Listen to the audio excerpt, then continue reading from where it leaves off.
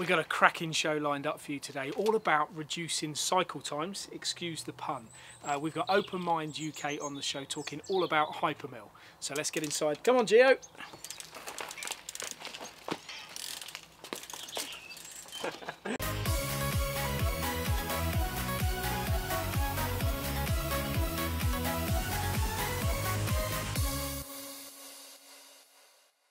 Welcome to this week's Swarf and Chips. Don't forget to subscribe to the channel by clicking the button below. This is today's lineup. Wow, we've got an awesome show for you. We've got components that will literally blow your mind. We've got customer reviews and a belting cycle time challenge. Of course, it's hyperMILL and we're joined by Simon and Adrian. Thank you for joining us. Good morning. Nice to be here. Now, to start off with, the bike, Paul. Needed the exercise. Yeah. I've been told by everybody I need to exercise, so that's why I came with the bike. I could have done with a helmet though, couldn't I? I don't think that would help any of your It's cycling. nearly as shiny as this, isn't it? Can we start again? We're getting abuse already. I like it. Right. Wow. That's all I'm going to say. This is amazing. Talk us through. What is it and its capabilities? Okay, I think this is well, you can see it. You will see this is a basketball net. I think what we're demonstrating here really is the collision avoidance capabilities of hyperMILL, not collision detection where you just find problems or find a stop sign collision. We're actually avoiding these problems and getting the job done. It's a phenomenal part. Is this something that you take around to exhibitions so people can actually, obviously not just see it on video, but sort of touch and feel it? Yeah, we certainly do. It does travel the world. It is a nice part, and I think when you get close to it, you see how much effort it took to make the part.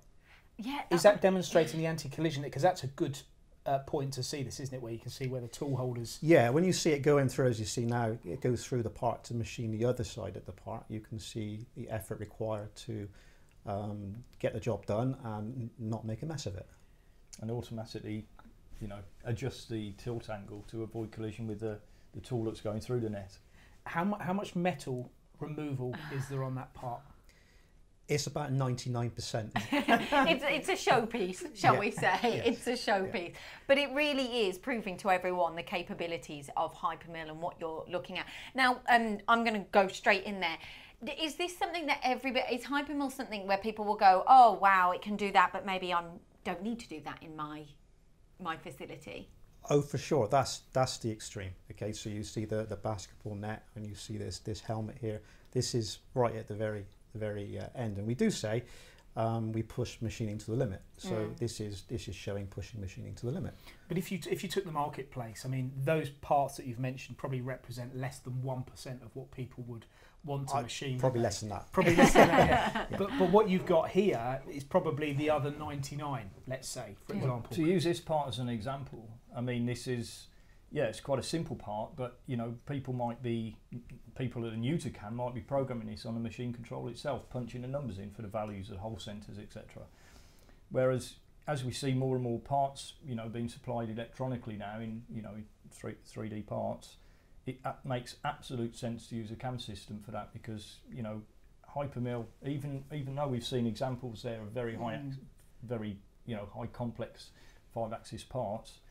It's also very, very good at the... And that's one of the big messages you wanted to portray today, isn't it? If you take a part like that, you are right in the thick of being able to do stuff like this too. Absolutely, yeah. I mean, hyperMILL is, whether you're new to CAM, whether it's an entry level, whether you're simple, basic parts, complex parts, hyperMILL's got a range of modules to suit every single part. So talk us through the journey of your customer. What will they buy? What will they first be buying? Will they need to train up staff? How does that all work?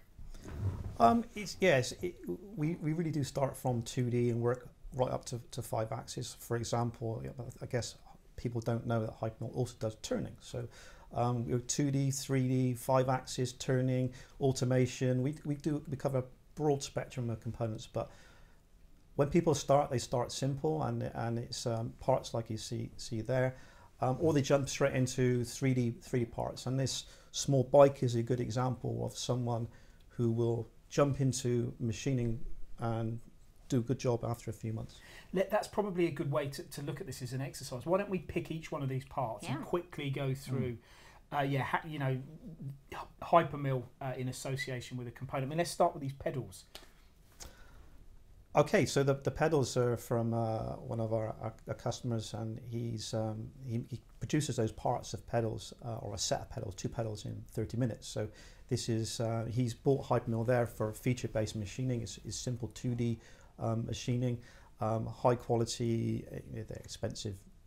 You know, they're not the ones that were on my bike this morning. No. So your very entry level module, what would that give a user? It's pretty comprehensive, but I think the point that I'd like to make is that we do convert quite a lot of customers over from other CAM systems where they've hit the limit of the capability of that software, where, you know, we're saying, well, there's reinvestment needed there, both financially and on the, you know, the technology side, because they've got to retrain the guys in the CAM system. So even at an entry level, you know, there's a module for hyperMILL, and then as your needs grow or your requirements grow, so you can just add on modules as you go along. Sorry, Paul, we've got too many questions. What happens with staff and training? Because that's another part of it. It's all well and good saying this is what we've got, but what do you do to kind of back up the confidence of a staff member with your product? Sure. Well, we've got the OPENMIND Training Centre down in Bicester, Oxfordshire. But you know, if the customer requests, we can also do training on site as well. Okay. Yeah. And one of these, let's talk about this one here, because I know you've got 4 of these on your car, or 2, I don't know. Oh, I don't know. Talk us through that. In fact, we were at that company not so long ago. Yeah, Alcon Components in Tamworth, yeah. So this is from a GT touring car championship car. It's actually a Chinese touring car championship. And the customer, it's a 4-hour cycle time, but the customer, when they switched over to hyperMILL back in 2016, they now reduced their programming times down from 1 week to 1 day. You're joking. Yeah, no, really. So that's. But is there much of a variation in a part like that? You know, would you not, once you've programmed it once, that's it, isn't it? Or do these, you know, is there various different types of these? It's a good point you've made there, because there is, inside of hyperMILL, is what's called hyperMILL automation. So it basically, using a series of, or family of parts, these are parts that are of a similar nature, you program it once, apply the same process to parts that are in that same family. So again, reduces cycle times massively. Yeah, one of the unappreciated features of hyperMILL is you get mirroring almost for nothing. So anybody who's doing any sort of mirroring type parts, you'll get the opposite hand, just a couple of clicks, and you'll get that output for the mirrored hand. So in past, people are programming the second part or the mirrored hand, so you get it for free. Yeah. Click the button, make a cup of coffee, and you get the second one. That's fascinating. I'm interested in a minute, because you're going to go to Technical Corner in a minute, Adrian, and talk to Gio about the turning modules. But before we do that, this last part here, because I know there's a phenomenal cycle time on this that people will be amazed at. But just talk us through that. Sure, this is an aerospace part. I think the challenge in the industry currently is the parts are getting more complex. So it means the radiuses in the corner are getting much smaller, and certainly these walls or pockets, as you can see, are getting much deeper. So the challenge there is how to machine these type of pockets easily, quickly, and more importantly, get a good cycle time. And how do you do that? Well, this is the important thing. So when I'm machining, I'm always saying that anything past 3 times diameter really should be 5 axis. So this is well above this, 160mm deep. So we use what we call a barrel tool here, a conical barrel tool. So this is a barrel tool shaped, ground on a taper angle. And you can see here we actually machine, put the tool in this orientation, and swipe backwards and forwards across his face. So in the past, people would try and use very long tools, the tool quality, the surface quality to be very poor, or they try and scan the thing to death with a ball mill. So if you're doing a ball mill type machining, then the cycle time is huge. Here we're taking 8mm step downs into this pocket, so cycle time is very quick. So a minute or 2, this pocket is finished, which is in the past with a ball mill would take 40-50 minutes or so. So it's a very quick cycle time. Hit us with the cycle time to machine all that part. The whole part is 2 hours 15. Okay, so it's done in one operation. So in the end, they snap it off, and it's deburred as well. So it's complete, as you see here, it comes off the machine. I told you, didn't I say you're going to see parts that are going to blow your mind? This is amazing. I know you're going to head over to the Cycle Time Challenge, but can you talk us through the impeller over there, please? Yeah, certainly. So this particular part, it's a turbo, I believe, but we achieved a cycle time of 1 minute 46 seconds from a solid. Right. Now, that's utilising the 5-axis specialist strategies in hyperMILL. Again, these are options, but we've got specialist cycles for blade blisk, impeller machining, and also for things like engine porting and stuff like that with the tube cycles. So it covers everything really. This is a very good way of quickly getting to the bottom of where where hyperMILL starts and where it finishes. Well, really, I mean, the point I like to make quite frequently, if hyperMILL can't machine it, then it can't be machined. I tell you what, we are going to do after the technical corner and cycle time challenge is actually hear from some of your customers as well, which is a good place to get it. Well, good luck. Technical Corner. Adrian, welcome to Technical Corner. OPENMIND are well renowned for software and strategies and solutions for milling machines. However, you also have new solutions, unique solutions for turning machines, and you're stating 90% cycle time reductions. How is this achieved? Okay, so we have some, as you said, hyperMILL is not really renowned for turning, but we do have a lot of turning options, and we do have new modules now for turning, and part of that module is the new roll feed option. Now, roll feed is a new type of cycle where it's primarily for B-axis. The B-axis of the machine is moving, and because it's moving, it has a large tool radius on the insert, and you're able to push the tool harder because the feed rate is much higher. So can this only be achieved on mill turn machines or on 2-axis lathes also? Yeah, so the easy win is really mill turn. If you're lucky to have a mill turn machine tool, it's just usually a tool holder, a new insert, and of course hyperMILL, and then you can see these benefits straight away. It's not a big deal, and it's an easy win. But for people who do have normal lathes, as long as these machines do have a drive unit, driven unit on them, then we can actually retrofit these inserts or these inserts on these machines to actually give you the benefits of this solution. Is it for roughing or finishing? Where do the savings come from? Primarily at the moment we're talking about finishing. So finishing with these tools is really quite a different approach than what people are used to.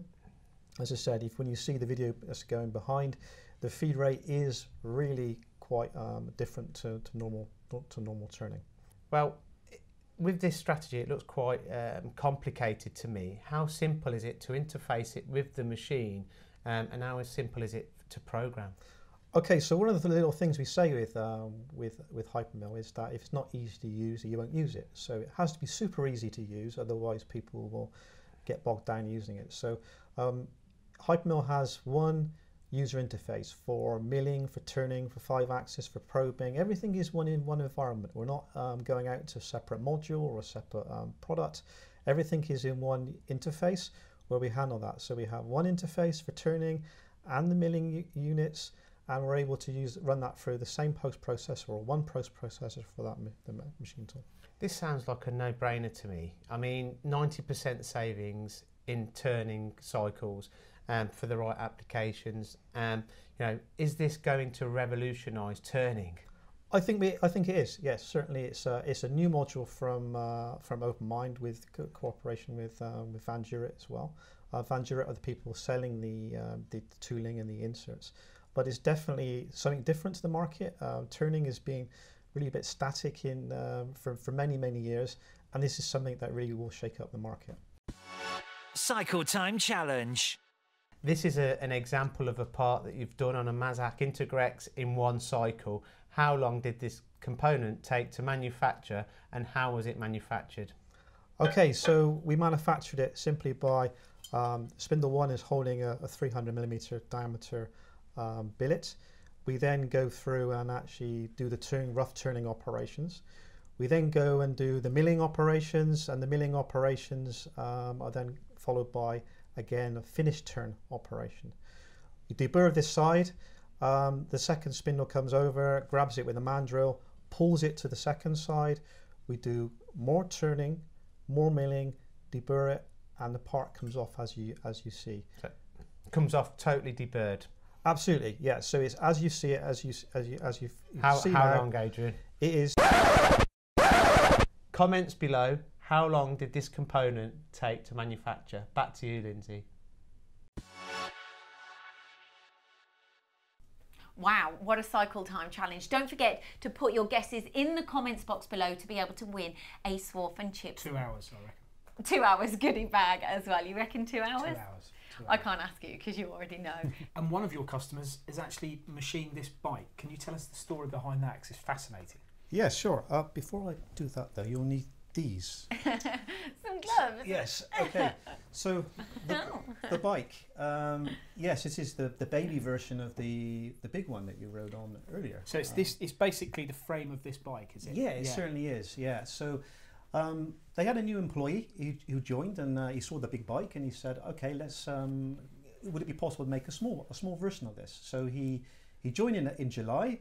He started a hyperMILL course in September, and he machined this for his son for Christmas, and he finished it 11:30 on Christmas Eve. And this is North Bucks Machining. It is. So they designed this bike. He designed this bike, and they machined it and assembled it, as you can see there, for his son for Christmas. And I think the nice story here is he's new to CAM, and he was able to do that in a short period of time, create something really nice and machine it and give it as a gift. And memorable. And important to say, his son isn't Geo, even though he was on it earlier. But you should say that. What we're going to do now is quickly go to North Bucks Machining, because I visited there earlier this week and talked to the guys there about not just this smaller bike, but the bigger bike too. MTD on location. So Stuart, this is a fantastic product that we've got here, this bike. I know we've looked at it before, but for viewers that haven't seen the whole thing together, tell us about the journey and what you've actually built here. Well, what we've done, we wanted to create a product that people can relate to, that showcase what we could do as a manufacturing company and what could be done on the machines that we have invested in. And do you ride this bike? Very rarely, very rarely. It's more of a showpiece for the engineering and the machining, but it is a fully usable, rideable product. And could you have done this without the use of hyperMILL software? Probably not. Probably not. The cycles I've used with hyperMILL have allowed us to do it in very little time, but giving us very good surface finishes. Because you actually used the MAXX machining cycles on this as well, didn't you, for the roughing?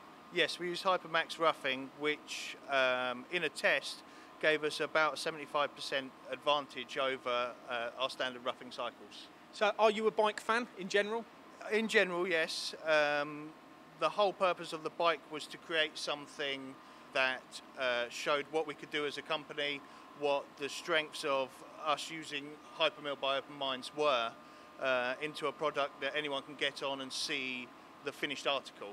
Okay, and it didn't stop here, did it? Because I'm going to go over and talk to Alan now, who's actually over here by this Quasar machine. He's got another good story. Thank you, Stuart. We'll come back to you. Alan, now we've seen the bigger bike over there. Now we've got the smaller version. Tell us about this, because I know you've only been with the company 6 or 7 months, haven't you, North Bucks Machining?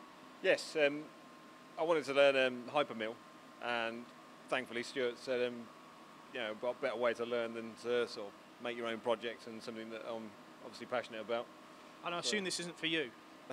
No, no, it's for my 2.5-year-old son who loves it to bits. So that was good. Daddy didn't ruin Christmas. So how long did it take you then to get to grips with the software, with hyperMILL software, and actually make this bike, program this bike, and yeah, get the finished product? Well, it's probably 3 or 4 months, I should think.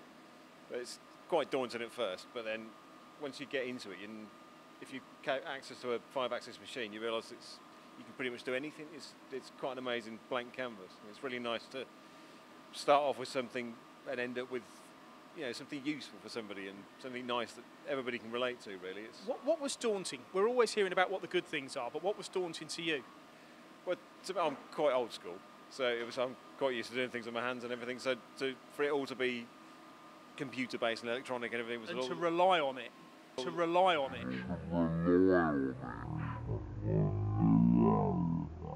Yeah, basically, and to trust it, but yeah, as your confidence builds and you realise what you can get away with and what you can achieve and what it what it will do for you. Basically, it's amazing. Good stuff. Well, I'm glad the experience has been good. You got a fantastic product there. Back to the studio. So the gloves, what are the gloves all about? Okay, well, this is I guess one of the last components we want to talk about today, and this is the corporate, let's say, image is this helmet. So it's the gloves for me to yeah, be you able can pick to it up. Yeah. Can I pick it up? Please, yeah, pick it up, but please wear the gloves, otherwise I will get shot. Okay. I almost think the pigeon's going to come out at the bottom of it or something. Oh, wow. So where can everybody see? No, I didn't get it. I'm just ignoring you. Where are we going to see this? Well, you're going to see it at MACH, along with a number of other showpiece parts as well. Because I've got a few things here about the MACH. Yeah. You're showing turning roll feed. Yeah. So we've talked about turning in technical corner. Yeah. It gives people a really good opportunity to talk about turning to you, doesn't it, and what you can do on applications. But B-axis turning as well. So your involvement in quite a sophisticated turning technology too. Oh, absolutely, and that's the real thing that people don't really appreciate is the fact that we do push the limit also in turning as well. So it's not just copying what other people do. We're pushing forward the limits of what's possible in turning, like we did in machining with barrel tools. We do the same now in roll feed. And when they come to your stand, you won't actually be able to see machining in action, but that doesn't mean that you can't see OPA or hyperMILL in action around the show, does it? No, we'll have a number of technical partners doing live machining on their stands using hyperMILL, obviously. Selection O's, may include DMG, MAXX, FANUC, XYZ, so there'll be a number of others showing hyperMILL. And when they want to come and visit you two or other guys from hyperMILL, what's your stand? This will get them. Oh, come on then. Stand is 620 in Hall 17. You got it. You got it. You remembered. Well, thank you so much for joining us today, and we're looking forward to MACH, aren't we? We are. Cannot wait. Yeah. You guys looking forward to it? Oh, it'd be good. Yeah. Right now, I can't pass you this, but I've got some Swarf and Chips goodie bags that I need to give you, so I might just lean those over if you don't mind. Okay. Thank you so much for joining us. Thank you. Here you go. We've learned Christmas quite a has lot, come and early. I told you this. Wow. Christmas has come early. There's some awesome parts as well. Brilliant. Is that a straight swap? You get to keep that one. Yeah. And See you later.